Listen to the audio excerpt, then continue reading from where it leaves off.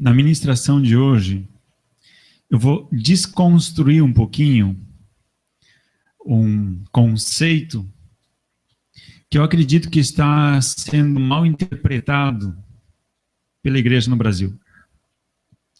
É um conceito que, por causa de uma reação, a igreja vai explicar por que esse conceito está sendo mal interpretado no Brasil, porque houve um exagero por um lado, e geralmente o que acontece é que haja um exagero por outro lado depois. Então, no período da Idade Média, a salvação, ela girava em torno daquilo que as pessoas faziam.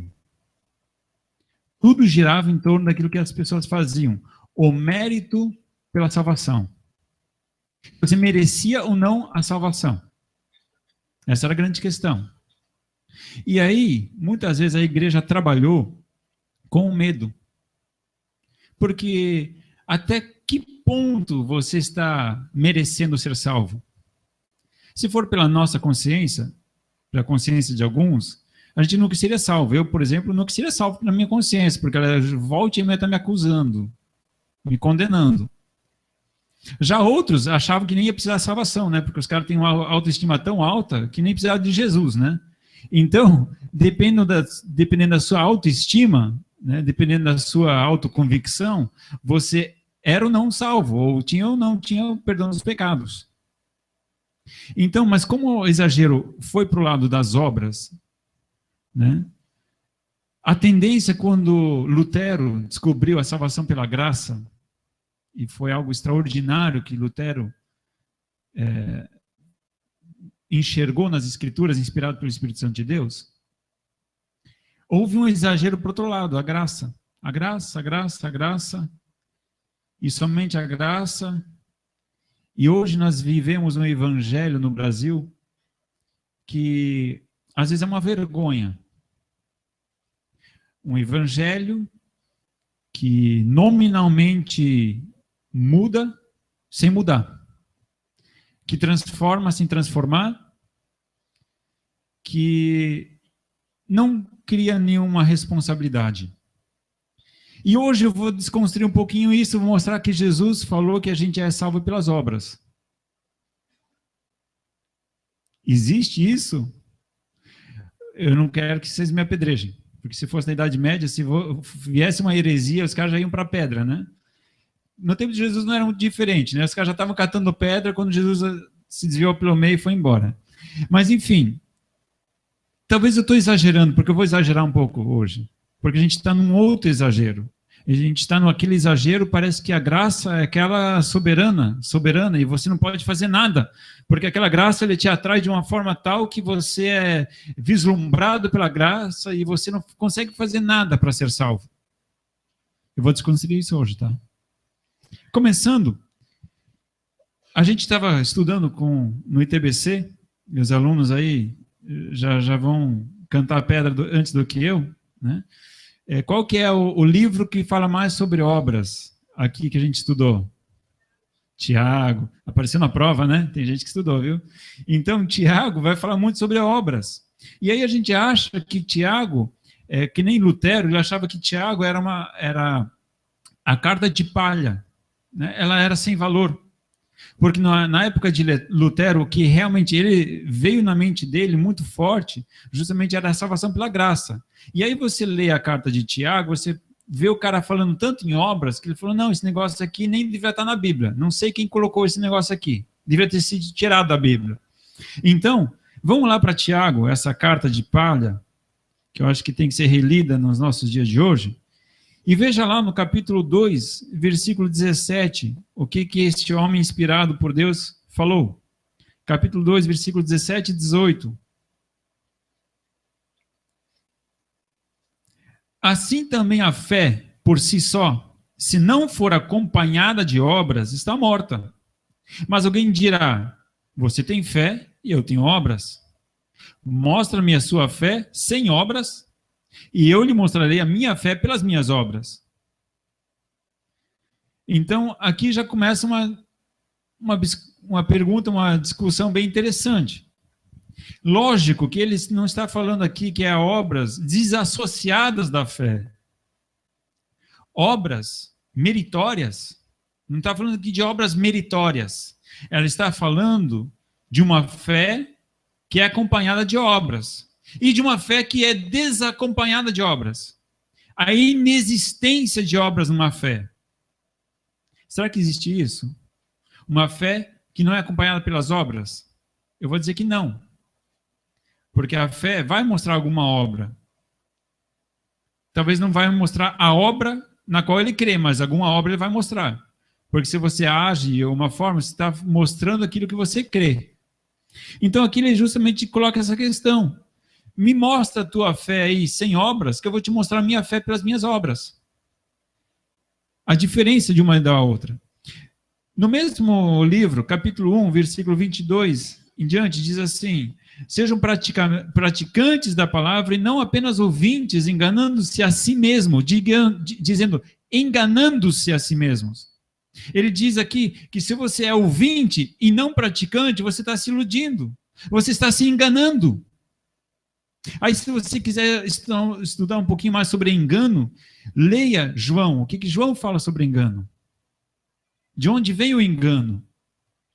E aí ele continua da seguinte forma: aquele que ouve a palavra, mas não põe em prática, é semelhante a um homem que olha a sua face num espelho e depois de olhar para si mesmo, sai e logo esquece a sua aparência.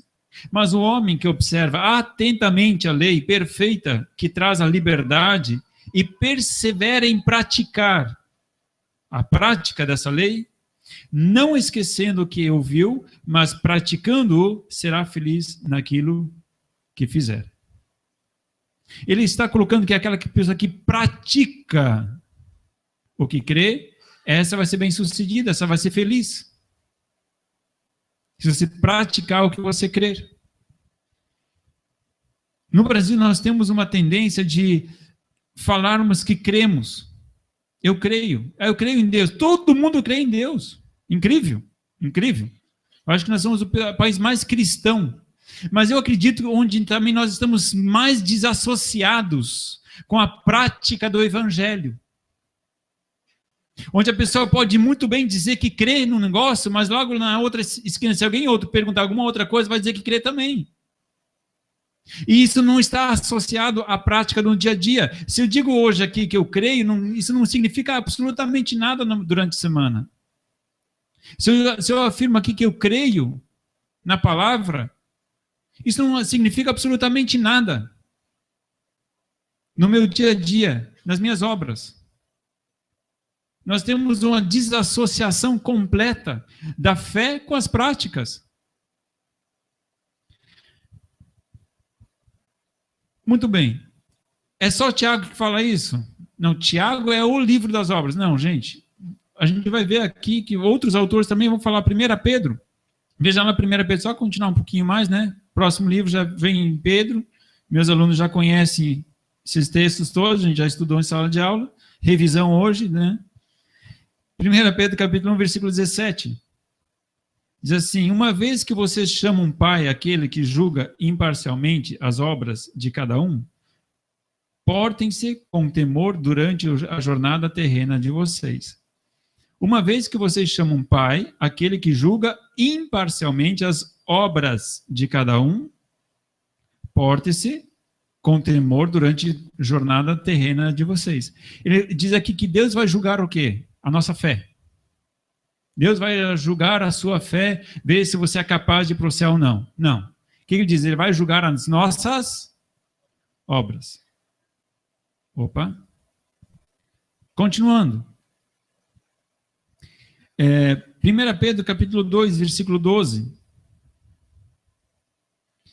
1 Pedro 2, 12 diz assim: vivam entre os pagãos de maneira exemplar, para que mesmo que eles os acusem de praticarem o mal, observem as boas obras que vocês praticam e glorifiquem a Deus no dia da sua intervenção. Ele diz assim: vai ter gente que vai falar mal de vocês. Normal, tranquilo, não tem nada errado com isso. Agora, naquilo que eles estão falando mal, eles vão olhar as boas obras de vocês e eles vão ser confundidos, porque falam tanto desse povo evangélico, falam tanto desses crentes de igreja aí, mas quando eu vejo a atitude deles, eu fico abismado. A vida deles é reta, e tudo aquilo que eu ouço é errado. Eu quero fazer parte desse povo. É isso que o texto está falando. É isso que o texto está falando. Às vezes, parece que no dia a dia não é assim.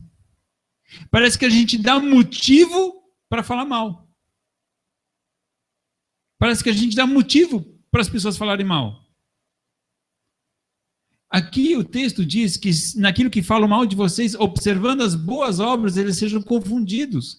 E às vezes eu vejo que a confusão não acontece dos malfalatórios a nosso respeito, mas muitas vezes da razão que nós damos para falarem mal da gente. Infelizmente. Então, esse texto, eu creio que o texto está certo. Eu creio sim que a palavra de Deus tem razão, mas existe uma desassociação entre aquilo que nós cremos e aquilo que nós praticamos. Outro texto, 1 Pedro ainda, capítulo 3, versículo 16 e 17. Diz assim: contudo, façam isso com mansidão e respeito, conservando boa consciência, de forma que os que falam maldosamente contra o bom procedimento de vocês, porque estão em Cristo, fiquem envergonhados das suas calúnias. É melhor sofrer por fazer o bem, se for da vontade de Deus, do que por fazer o mal. Aqui ele justamente está falando mesmo, assim, com mesmas palavras, só que um pouquinho, né? Mesma coisa, só que com outras palavras. Ele também ainda afirma que pelo bom procedimento as pessoas sejam confundidas, né? Naquilo que estão falando mal. E olha só o que ele vai falar no versículo 17. É melhor sofrer por fazer o bem, se for a vontade de Deus, do que por fazer o mal. Ele está falando aqui, se é para a gente sofrer por alguma situação, que a gente sofre em fazer o bem. Agora, tem muitas pessoas que, utilizando, né, a desculpa de perseguição religiosa, estão me perseguindo no meu trabalho. Amigo, o cara fica acessando o Facebook no trabalho, o cara fica de zoeira, o cara fica dando motivo, aí depois a perseguição. Amigo, se toca. Lugar de trabalho é para trabalhar. Aí o patrão vem dar uma prensa, o cara acha que está sendo perseguido pela fé. Não é assim. É porque você está dando motivo. Se nós damos motivo, é claro que vão falar mal. Agora, o texto justamente está falando o oposto.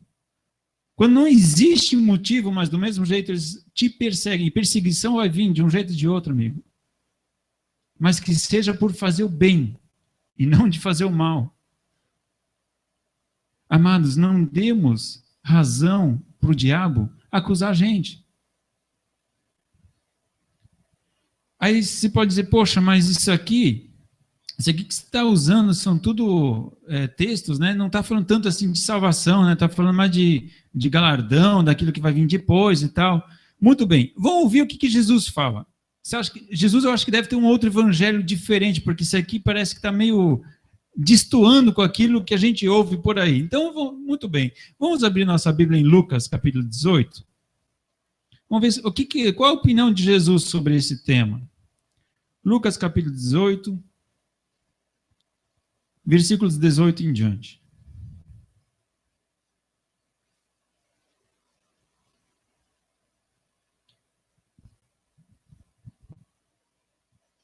Certo homem importante lhe perguntou: bom mestre, que farei para herdar a vida eterna? Por que você me chama de bom? Respondeu Jesus. Não há ninguém que seja bom, a não ser somente Deus. Você conhece os mandamentos? Não adulterarás, não matarás, não furtarás, não darás falso testemunho, honra teu pai e tua mãe. A tudo isso tem obedecido desde a adolescência, disse ele. Ao ouvir isso, disse Jesus: falta-lhe ainda uma coisa. Venda tudo que você possui e dê o dinheiro aos pobres, e você terá um tesouro nos céus. Depois venha e siga-me. Ouvindo isso, ele ficou triste, porque era muito rico. Vendo entristecido, Jesus disse: como é difícil os ricos entrarem no reino de Deus. De fato, é mais fácil passar um camelo pelo fundo de uma agulha do que um rico entrar no reino de Deus. Aí, ele diz aqui no versículo 26, né? Os que ouviam isso perguntaram, então, quem pode ser salvo? Né? Muito bem. Aqui, um homem veio perguntar para Jesus, Jesus, o que eu faço para herdar a vida eterna? O que eu faço para ser salvo? Aí Jesus diz, creia no Senhor Jesus Cristo.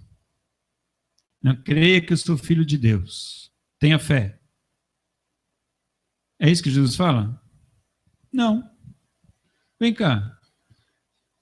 O que está escrito nos mandamentos? Ah, não mate, não roube, não... Né? Então, pratica isso. Aí o homem falou, poxa, mas eu já estou fazendo isso desde a minha infância. Já estou praticando essas coisas. Ah, tá. Então tem um negócio um pouquinho diferente. O teu não é só... essa pessoa veio para Jesus com uma incomodação. Tinha um buraco, né, na alma dele. Ele queria resolver uma questão que estava incomodando ele. E ele achava que era salvação. Então, o que eu faço para ser salvo? Porque eu acho que não sou salvo, porque tem um negócio aqui dentro que está me incomodando. E aí Jesus justamente fala dos mandamentos. Ele falou, não, mas isso eu já estou fazendo. Mas parece que o buraco ainda continua. Opa! Então Deus está te chamando para outro negócio. Presta atenção. Teu chamado é diferente. Teu chamado é para ministério. Teu chamado é mais profundo. É isso que Jesus diz, olha, vai, vende tudo que você tem e vem e segue-me. O que esse segue-me quer dizer, amados? Para quem que Jesus falava isso? Para os seus discípulos. Teu chamado é outro, amigo. Tua incomodação, amigo, eu vou te salvar da tua incomodação. Você vai sentir razão na tua vida. Vem e segue-me. Eu vou fazer de você pescador de almas. E aquilo incomodou ele. Porque aí pegou justamente ali onde o calo apertava. Mas vamos voltar um pouquinho antes do chamado dele para a questão da salvação. Quando Jesus falou, o que ele precisava para ser salvo? Cumprir os mandamentos. Porque ao cumprir os mandamentos, ele já estava crendo que Jesus era o Senhor, que os mandamentos de Deus, seguindo os mandamentos, a fé dele, ele ia mostrar a fé dele. Já estava demonstrando a fé. A fé no quê? Na palavra. A fé nos mandamentos de Deus. A prática dos mandamentos mostra a fé que ele tinha. Ele tinha fé para ser salvo? Tinha, porque já estava cumprindo com os mandamentos. Mas a incomodação dele ia além. E para essa incomodação, tinha um chamado mais profundo. Muito bem. Continuando com Jesus. Veja lá em Mateus capítulo 23. Mateus capítulo 23.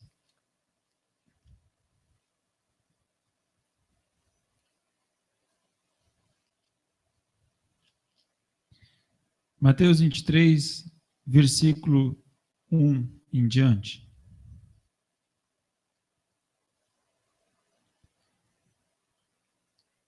Então Jesus disse à multidão e aos seus discípulos: os mestres da lei e os fariseus se assentam na cadeia de Moisés. Obedeçam-lhes e façam tudo o que eles lhes dizem. Mas não façam o que eles fazem, pois não praticam o que pregam. Eles atam fardos pesados e os colocam sobre os ombros dos homens, mas eles mesmos não estão dispostos a levantar um só dedo para movê-los. Continuando mais até o versículo 7. Tudo o que fazem é para serem vistos pelos homens. Eles fazem seus filactérios bem largos e as franjas das suas vestes bem longas. Gostam do lugar de honra dos banquetes e dos assentos mais importantes das sinagogas, de serem saudados nas praças e de serem chamados rabis, ou mestres, no caso. Jesus está falando aqui, gente, vocês já ouviram a pregação dos fariseus? Já ouviram eles pregando? Então, olha, o que eles pregaram, vocês vivam, tá? Pode viver. O que esses mestres disserem, vocês podem seguir. Agora, não façam o que eles fazem. Porque eles pregam uma coisa e vivem outra. Eles falam uma coisa aqui, mas já são outra lá fora. Ele diz, olha, ouçam a mensagem e pratiquem a mensagem. Está tudo certo. Só não praticam o que eles praticam. Porque eles atam fardos pesados. E agora eu vou falar uma diferença, gente. É quando você vive em função de regras e leis para agradar a Deus, e isso não flui do teu coração, porque daqui a pouco eu vou falar a diferença, que é de você ser salvo e praticar você crer e você praticar para crer. Porque as obras não podem produzir fé em você. As obras não podem produzir a salvação. Mas quando você é salvo, você não consegue parar de praticar as coisas boas. Se você buscar a Deus e se encher do amor de Deus, é impossível você fechar a cara para os outros. Ou tem alguma coisa errada na tua vida cristã. Jesus está falando aqui que justamente os fariseus eles queriam aparecer. E para aparecer, eles queriam a atenção das pessoas para si. Orgulho. E ele falou, gente, esse tipo de religiosidade, de aparência, não agrada a Deus. Esse tipo de religiosidade para chamar a atenção está longe de ser aquilo que Deus quer dessas pessoas. Mesmo que as palavras e as pregações deles sejam corretas, a vida deles não é correta. Então ele está chamando a atenção em relação às palavras coincidirem com as obras. Tem que ser uma coisa só. Não deve ter hiato, não deve ter lacuna, não deve ter abismo no meio desse. Então por isso que eu acho que a Bíblia tanto alerta a gente em cuidar no que a gente fala. Aí você pode dizer, poxa, esses textos todos realmente falam alguma coisa sobre a responsabilidade. Vamos ver lá ainda Mateus capítulo 7, versículo 29. Mateus 7, 29.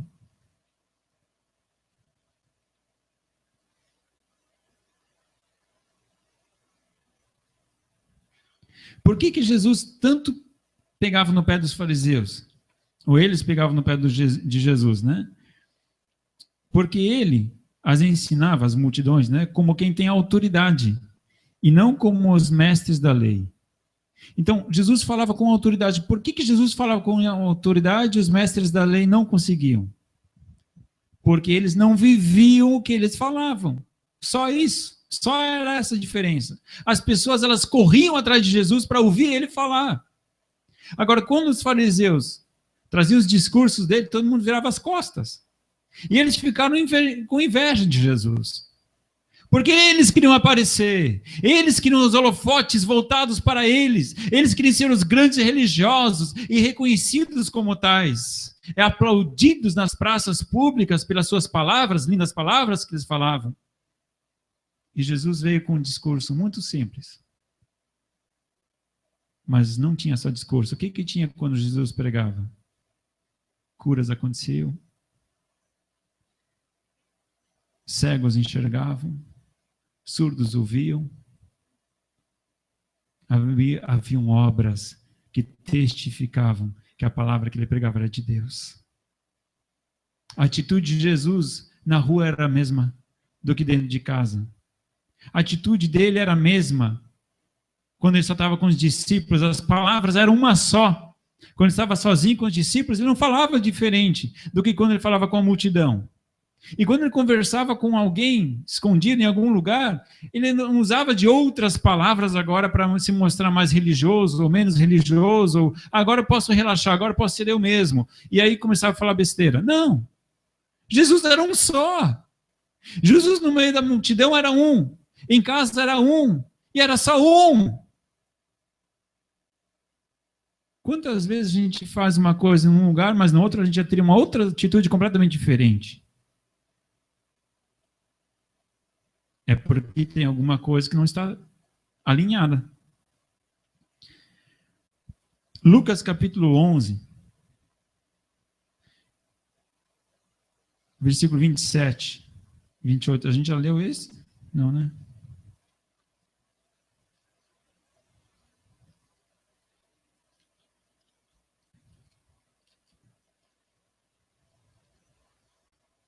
Lucas 11, versículo 27 e 28.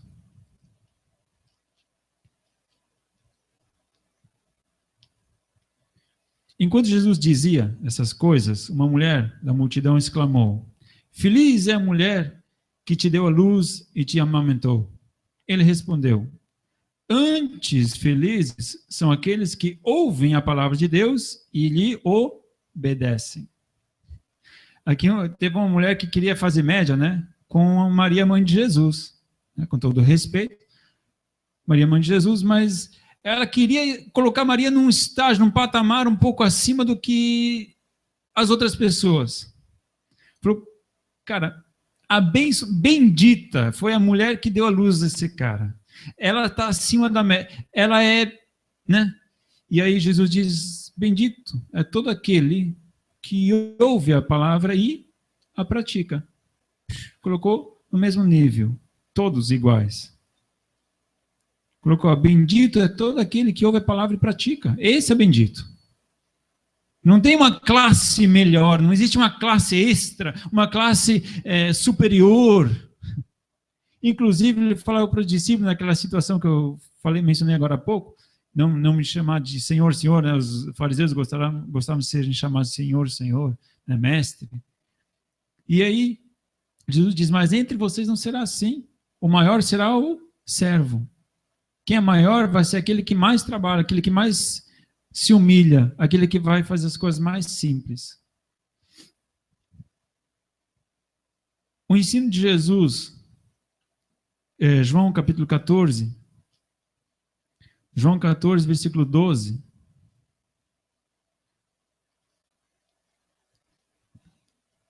Digo-lhes a verdade, aquele que crê em mim fará também as obras que tenho realizado, fará coisas ainda maiores do que essas, porque eu estou indo para o Pai. Quem crê em mim fará as obras que eu faço. Crer e agir. Jesus está falando que quem crer em mim fará as mesmas obras que eu faço. Aí você pode, poxa, mas nunca impus a mão sobre um cara, ele saiu curado. Eu nunca expulsei demônio de ninguém. Como é que eu vou ter que fazer as mesmas obras que Jesus fazia? Amigo, em primeiro lugar, não pense somente nessas obras extraordinárias, mas pense no amor. Que a primeira demonstração que Jesus teve foi de amor. Porque se ele não amasse, não ia fazer nada disso.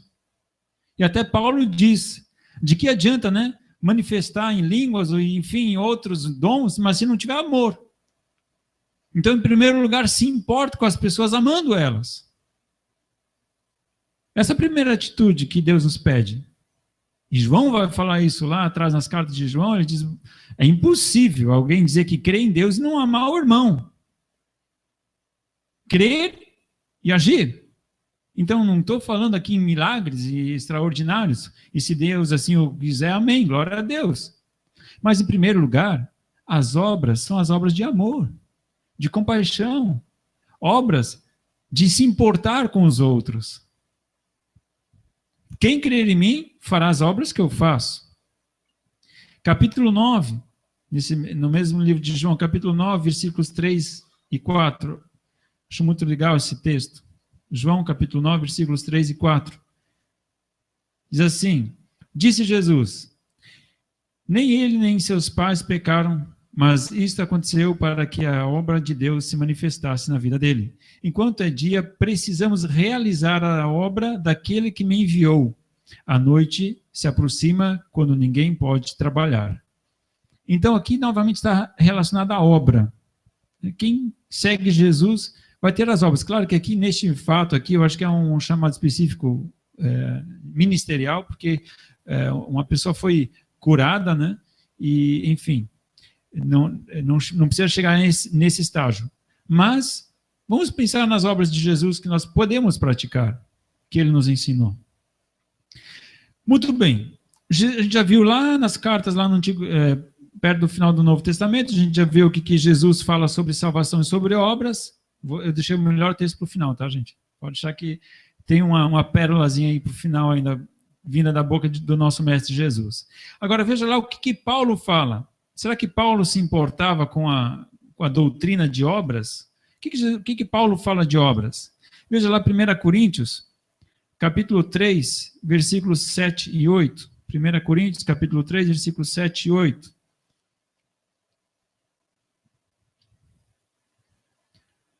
1 Coríntios, capítulo 3, versículos 7 e 8 diz assim: de modo que nem o que planta, nem o que rega são alguma coisa, mas unicamente Deus que efetua o crescimento.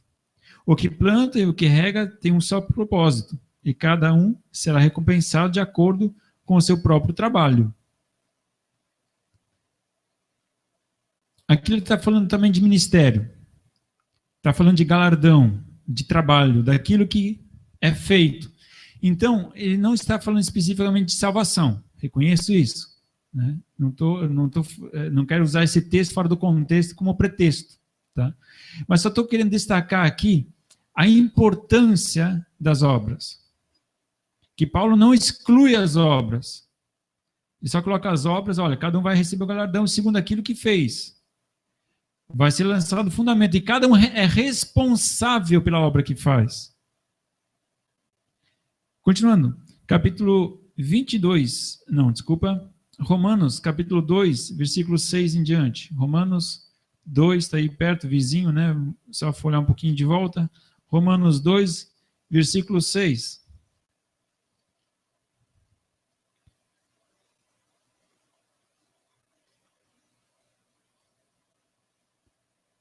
Veja o que Paulo fala aqui. Deus retribuirá a cada um conforme o seu procedimento. Ele dará vida eterna, aos que persistindo em fazer o bem, buscam glória, honra e imortalidade. Mas haverá ira e indignação para os que são egoístas, que rejeitam a verdade e seguem a injustiça. Haverá tribulação e angústia para todo ser humano que pratica o mal, primeiro para o judeu e depois para o grego. Mas glória, honra e paz para todo o que pratica o bem, primeiro para o judeu, depois para o grego, pois em Deus não há parcialidade. Muito bem. Aquele texto ele era em relação ao ministério, mas este texto aqui, ele claramente expõe de que a pessoa ela pratica o bem e ela receberá o galardão do bem que fez.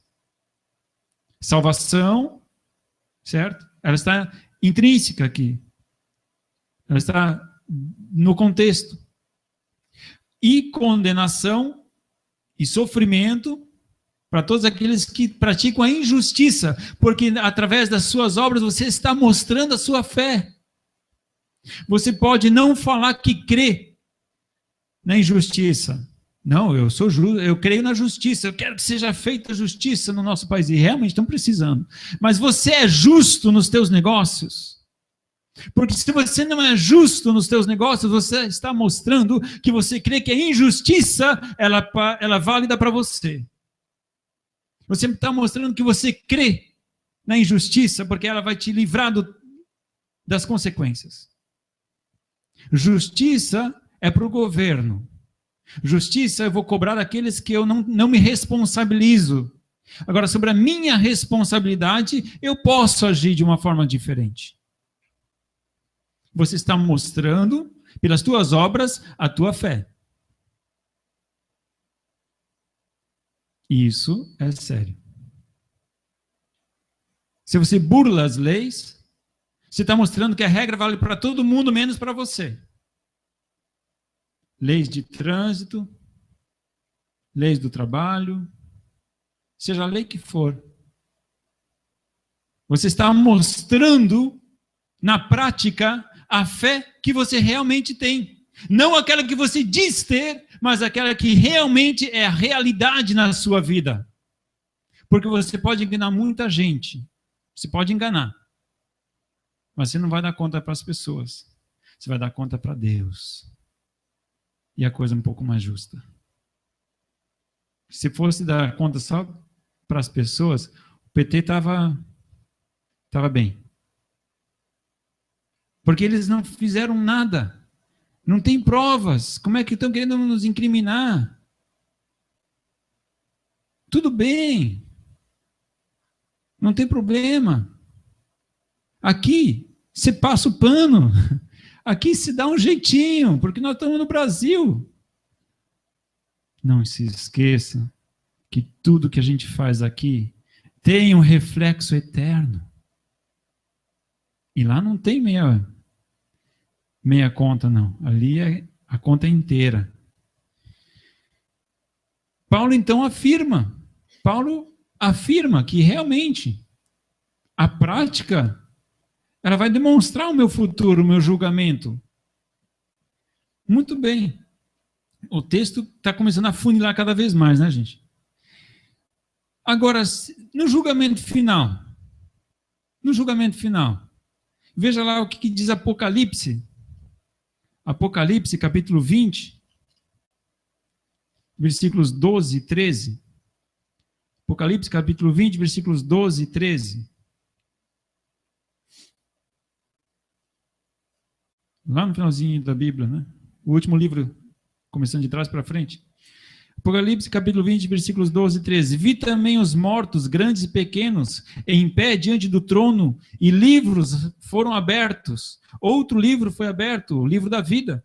Os mortos foram julgados de acordo com o que tinham feito, segundo o que estava registrado nos livros. Os mortos foram julgados de acordo com aquilo que haviam feito, segundo os registros nos livros. Significa que aquilo, tudo que você está fazendo, praticando, está sendo registrado lá no céu. Gente, eu quero novamente lembrar que a gente não está numa balança aqui, vendo se você fez mais boas obras, você vai ser salvo, e se você não fez boas obras, você vai se perder, tá? Não é isso que eu estou afirmando. Só que só estou afirmando de que se você é salvo, se você tem Jesus no coração, as boas obras são consequência. Porque muitas vezes a gente tem a consciência de que sou salvo, a graça de Deus me perdoou, glória a Deus, agora em diante, Deus me perdoa e ponto final. E eu posso viver do jeito que eu quiser. Não, então você não foi salvo. Então você não entregou a sua vida para Jesus. Você ficou com a sua vida, você ficou com seus valores e você falou que aceitava Jesus. Porque se você entregou a sua vida para Jesus, a sua vida não é mais sua, a sua vida é dele. E você vai ter que respeitar as regras que ele colocar para a sua vida. Porque ele sabe o que é melhor para você. Ele sabe o que é melhor para mim. Se eu seguir as regras dele, eu não vou me dar mal. Mas eu vou ter que abrir mão de mim mesmo. Vou ter que dizer, Senhor, eu não sou um cara confiável. A minha carne, ela vai tender para o mal. Eu reconheço, Deus, não sou o cara que eu deveria ser. Mas eu preciso da tua graça, que você cure a minha alma.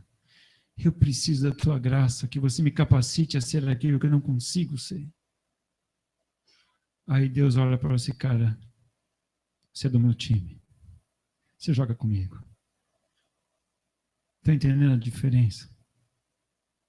Eu não vou fazer as obras para eu poder ser salvo. Isso não existe. Agora também não existe você ser salvo, você continuar com a tua vida a mesma coisa que você vivia antes. Não existe. Não existe.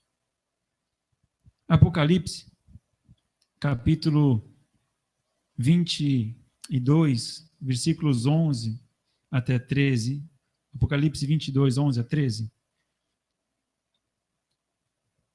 Diz assim: continue o injusto a praticar injustiça, continue o imundo na imundícia, continue justo na prática da justiça e continue o santo a santificar-se. Eis que venho em breve, a minha recompensa está comigo e eu retribuirei a cada um de acordo com o que fez. Eu sou o Alfa e o Ômega, o primeiro e o último, o princípio e o fim. É Jesus falando. Pode o injusto fazer injustiça? Faz injustiça. Pode o imundo fazer imundícia? Faz imundícia. Agora faça o justo justiça.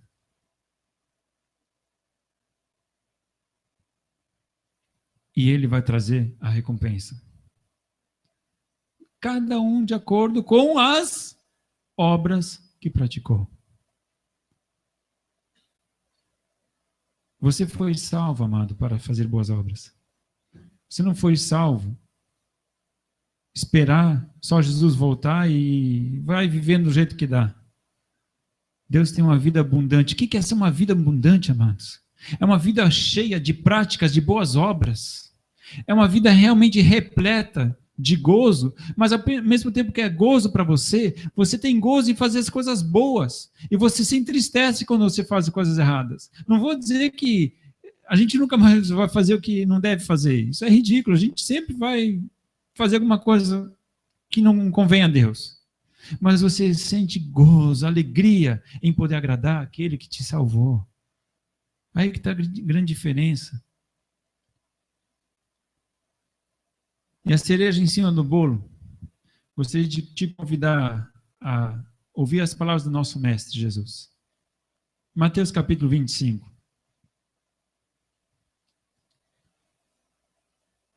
Mateus capítulo 25. Se você ainda tinha dúvidas em relação a será que Jesus realmente dá tanto valor assim para as nossas obras, de repente esse texto vai ser a resposta para ti. Mateus capítulo 25, a partir do versículo 31, Jesus vai falar o seguinte: quando o Filho do Homem vier em sua glória, a gente acabou de ver lá em Apocalipse que ele vem trazer a recompensa. E Jesus mesmo está falando isso agora. Quando o Filho do Homem vier em sua glória, com todos os seus anjos, assentar-se-á em seu trono, na glória celestial.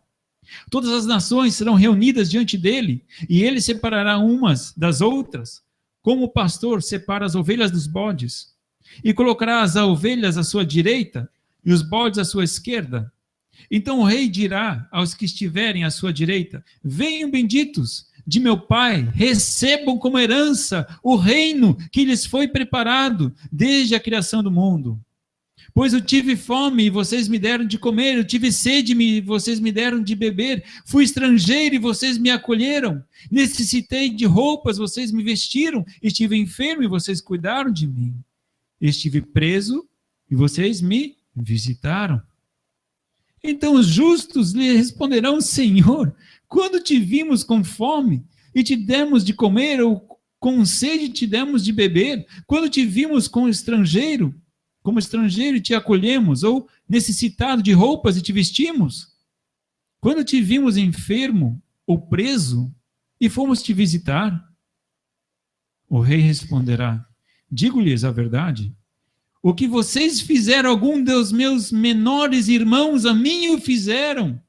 Então ele dirá aos que estiverem à sua esquerda: malditos, apartem-se de mim para o fogo eterno, preparado para o diabo e os seus anjos. Pois eu tive fome e vocês não me deram de comer, tive sede e nada me deram para beber, fui estrangeiro e vocês não me acolheram, necessitei de roupas e vocês não me vestiram, estive enfermo e preso e vocês não me visitaram. Eles também responderão: Senhor, quando te ouvimos com fome ou com sede, ou estrangeiro, ou necessitado de roupas, ou enfermo, ou preso, e não te ajudamos?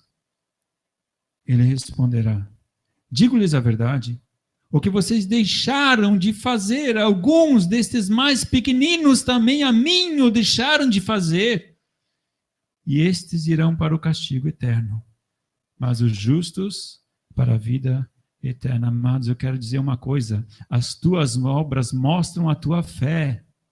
As tuas obras mostram a tua fé. E que fé você está mostrando, meu amado? É isso que eu pergunto. Que fé você tem mostrado pelas tuas obras?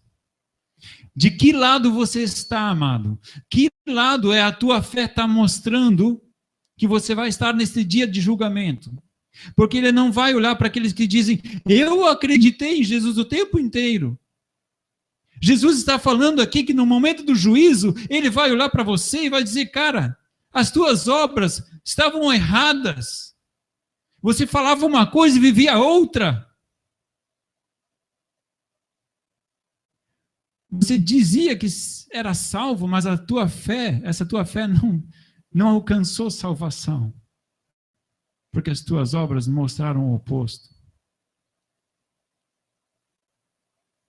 E o que ele está falando aqui é uma coisa muito grande. Tem que curar, tem que pôr a mão sobre os enfermos, tem que... todas aquelas obras difíceis que Jesus fazia, né? O que ele falou aqui, amados? Dar comida para aquele que não tem? Roupa para aquele que está passando frio? Amado, que dificuldade é nisso?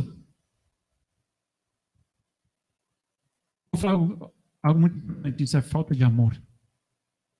Se você não sente a miséria do outro, você não tem amor. Se eu falei antes que a obra que Jesus espera de nós é o amor, é essa obra. Você não feche os teus olhos, você não feche o teu coração para o teu próximo. É o amor. É se importar com aquele que está doente. Gente que não veio no culto hoje. Você em casa, enfermo. Ah, pastor, pode ir visitar. Você sabe de alguém? Você é a primeira pessoa que Deus está te chamando para fazer isso. Às vezes a gente não sabe. Ah, então vou avisar para o pastor.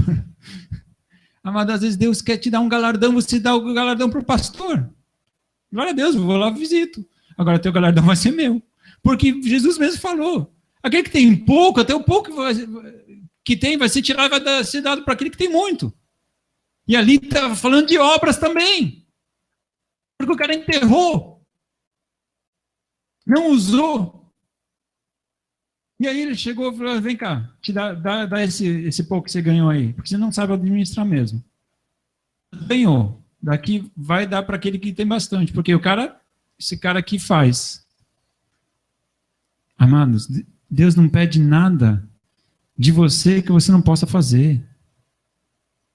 Se você acha que era algo muito grande que Jesus ia pedir de você, não. Ele vai te pedir um pequeno passo só. De repente atravessar a rua só. Você compartilhar um pouquinho de amor. Aquela pessoa que está abandonada. A minha pergunta nessa noite, a tua fé te salva? A tua fé alcança a salvação? Você pode ver que eu nem estou falando que a tua obra te salva, eu estou falando que a tua fé consegue te salvar. Porque você entendeu, né? Que a fé está relacionada às obras.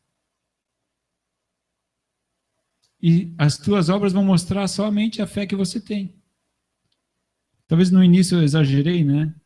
De falar que as obras vão nos salvar. Mas no final das contas é isso, né? Chegar lá e vem cá. Você diz que cria, você diz que as tuas obras não falaram a mesma coisa, né? Tem um problema de comunicação aqui, né? Talvez não foi registrado lá no céu, porque está tudo sendo registrado lá no céu, né? Então houve algum problema de comunicação aqui da terra com o registro lá no céu, que os anjos esqueceram de anotar ali. Não. Aí eu vou colocar um ponto final. Gente, tem coisa que a gente não consegue praticar sem a presença de Deus. Gente, no nosso coração não brota amor. No meu não brota amor. No meu coração humano, carnal, Cláudio aqui, falando, não brota amor. mas o amor brota do coração de Deus. Amém? Quanto mais cheio de Deus você for, mais amor você vai ter para dar. E aquilo vai fluir automaticamente. Você vai se sentir, vai olhar para as pessoas automaticamente e dizer, eu preciso fazer alguma coisa. É um sinal que você está cheio do amor de Deus. Não estou falando que você tem que se tornar aí numa Madre Teresa de Calcutá. Mas eu estou falando de que a partir do momento que você se enche do Espírito Santo de Deus, o que é o Espírito Santo de Deus? A palavra diz que o Espírito de Deus derrama o amor de Deus nos nossos corações. E uma vez estando cheio do amor de Deus, você estará cheio do Espírito Santo de Deus, isso vai transbordar em obras, automaticamente. Aí eu vou perguntar uma coisa para vocês. A árvore, ela geme para dar fruto? Você já viu uma árvore tremendo assim para dar fruto? Nunca vi. É automático. É natural que a árvore dê fruto. Não é uma coisa ridícula quando a árvore não dá fruto. Eu poderia estender essa mensagem usando mais exemplo de Jesus com árvore, com videira que está ligado no ramo, que produz fruto, e quando dá muito fruto, ele poda para dar mais fruto ainda, e por aí vai. Existe N passagens que nos mostram a importância de nós fazermos alguma coisa, porque a minha fé precisa ser ação, porque se a minha fé não é ação, então a minha fé ela é vazia. Ela não vai me levar para o céu.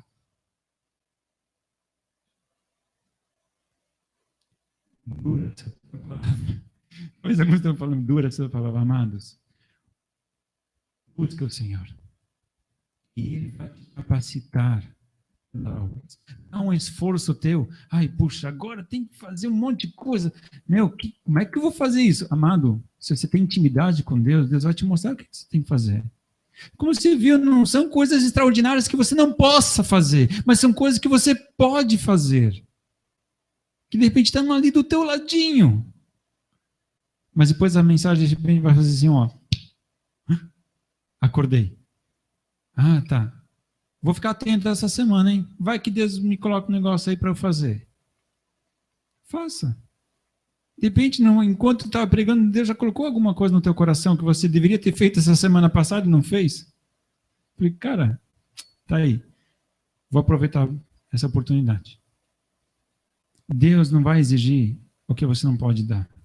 Jamais. Mas aquilo que você pode fazer, isso ele vai cobrar. Deus não vai cobrar nada injusto, porque Deus é justiça, Ele é justo. E justamente por Ele ser justo, Ele vai cobrar aquilo que você pode fazer. Amém? Deus é contigo, amado. Deus é contigo. Só que o que Ele quer é ver um Brasil transformado. Eu vou dizer algo para vocês, nós estamos numa época abençoadíssima para fazer boas obras. Sabe por quê? Porque o governo não está fazendo. E Deus abriu uma lacuna gigante no nosso país para a igreja mostrar a fé dela, porque ela não está mostrando a fé dela. Ela está falando de fé, ela está falando de coisas, mas ela não está mostrando. A igreja do Brasil não está mostrando a fé. Aquilo que eu acabei de pregar aqui. Estou falando de uma fé sempre voltada para si. E a fé que a gente vê Jesus falando aqui é uma fé que olha para quem? Para o necessitado. Amém? Eu creio que a igreja do Brasil vai despertar. Eu creio que talvez aqui seja o início. Contigo e comigo. Dizendo, Senhor, eu quero ser alguém que vai mostrar a fé. Porque eu sei que um dia eu vou me encontrar contigo lá no céu. Eu não quero vir de mão vazia. Eu quero dizer, Pai, não foi muita coisa que eu consegui fazer, mas está aqui. Ele falou, vinde benditos do meu Pai, entre para a tua herança. Entra para a tua herança porque você fez. E está aqui. Está aqui o que você fez. E Ele te chamando. Nós vamos gozar daquilo que a gente fez aqui. Amém? Vamos nos colocar de pé.